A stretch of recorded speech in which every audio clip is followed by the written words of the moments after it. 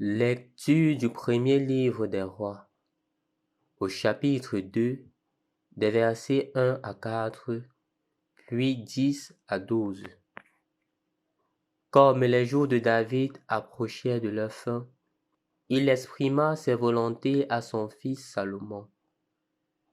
Je m'en vais par le chemin de tout le monde.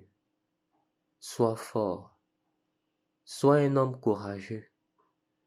Tu garderas les observances du Seigneur ton Dieu, en marchant dans ses chemins.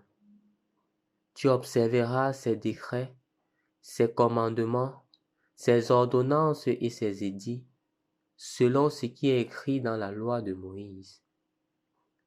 Ainsi tu réussiras dans tout ce que tu feras et entreprendras. Et le Seigneur réalisera cette parole qu'il m'a dite. Si tes fils veillent à suivre leur chemin, en marchant devant moi avec loyauté, de tout leur cœur et de toute leur âme, jamais tes descendants ne seront écartés du trône d'Israël. David mourut, il reposa avec ses pères et il fut enseveli dans la cité de David. Le règne de David sur Israël avait duré 40 ans. Il avait régné 7 ans à Hébron et 33 ans à Jérusalem. Salomon prit possession du trône de David son père, et sa royauté fut solidement établie. Au nom du Père et du Fils et du Saint-Esprit. Amen. Le soir, Jésus-Christ, premier jour du mois de février. Ce mois de février qui marque quelque chose d'important dans notre foi chrétienne, puisque c'est pendant ce mois que nous débuterons le temps de carême, temps de pénitence et de conversion. Et c'est aussi très beau que la première lecture commence d'une certaine manière à nous appeler à faire une certaine introspection. Pourquoi? Parce que, comme nous l'avons écouté, la première lecture de ce jour présente la situation de David. David qui est en face de son fils Salomon. Étant en face de son fils Salomon, il lui donne ses dernières paroles, ses derniers mots, le dernier héritage. Et nous le savons clairement, à cette étape de la vie, on ne dit pas tout. À cette étape de la vie, on prend la synthèse de ce qui nous a animés et on donne aux enfants. On ne leur dit pas tout. On dit que voilà justement ce en quoi se résume ma vie. Peut-être mes manquements, peut-être mes qualités, mais si j'avais eu ceci, entièrement, je ne serais pas tombé. Et en effet, comme nous l'avons écouté, David se rend compte que le plus beau cadeau, le plus bel héritage qu'il puisse donner à son enfant, ce ne sont pas les comptes en banque, ce n'est pas de l'argent amassé, ce ne sont pas les terrains. Non, ce n'est pas ça. Ce qui est important, David nous le fait comprendre, c'est la crainte de Dieu. Et c'est pour cela que quand il dit à son fils, à qui il doit donner le trône, que crains Dieu, respecte ses préceptes, suis ses commandements, et là, tout te sera donné en plus. On a ici une résonance, non, de Jésus qui disait, cherchez d'abord le royaume des cieux, et tout vous sera donné en plus. Voilà l'héritage qu'un père donne à son fils. Ce n'est pas l'héritage des comptes en banque, ce n'est pas l'héritage des maisons construites, ce n'est pas l'héritage des terrains. Ce n'est pas cet héritage ou des entreprises.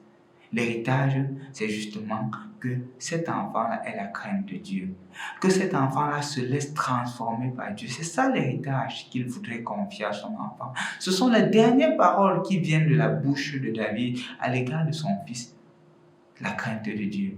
Parce que David est conscient que si jamais Salomon craint Dieu, si jamais Salomon se laisse transformer par Dieu, tout sera possible. Si Dieu guide la vie de Salomon, tout sera possible. Mais si Dieu ne guide pas sa vie, il fera beaucoup d'erreurs. D'ailleurs, rappelons-le, quand David le dit, il sait de quoi il parle. David se rappelle des espoirs qu'il avait eus quand il suivait le Seigneur, quand il était fidèle au Seigneur.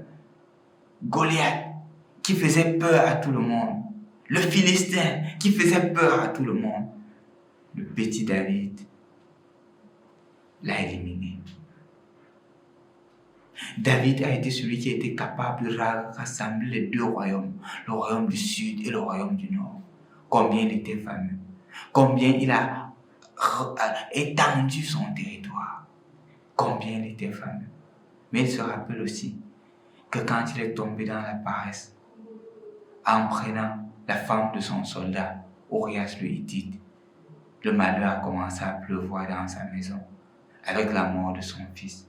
Et non seulement la mort de son fils, plus encore avec son propre fils Absalom qui cherche à le détrôner, qui le fait même fuir le pouvoir.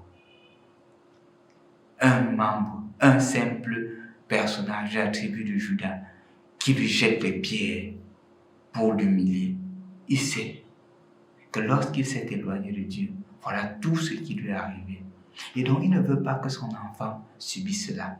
Il ne veut pas que cela arrive à son enfant. Il est conscient que si jamais son enfant s'attache entièrement et profondément au Seigneur, rien ne lui sera impossible.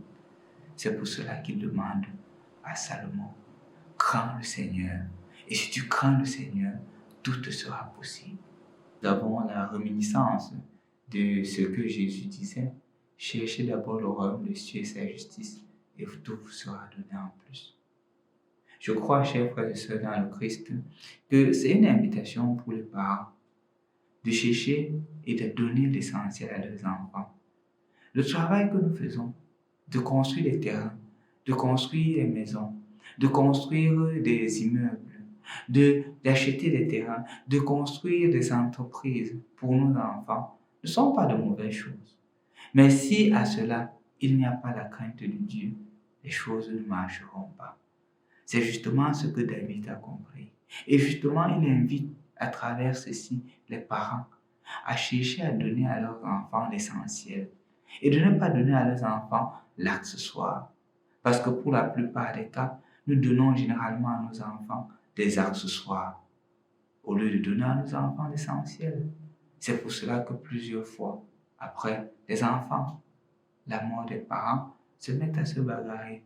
Les enfants, après le décès de ses parents, se mettent dans les tribunaux. Pourquoi? Parce que le papa a donné aux enfants beaucoup de choses, mais des choses accessoires, au lieu de donner aux enfants l'essentiel de la vie, qui est la crainte de Dieu, qui est l'amour de Dieu. Parce que quand il y a l'amour de Dieu, quand il y a la crainte de Dieu, les choses vont de soi. Je voudrais donc prier pour toi et pour moi, afin que de plus en plus nous grandissions dans la crainte de Dieu, dans la recherche fidèle de la volonté de Dieu et dans l'accomplissement de la volonté de Dieu. Qu'en tout et pour tout, il soit connu et aimé de tous, notre Seigneur Jésus-Christ. Au nom du Père et du Fils et du Saint-Esprit. Amen.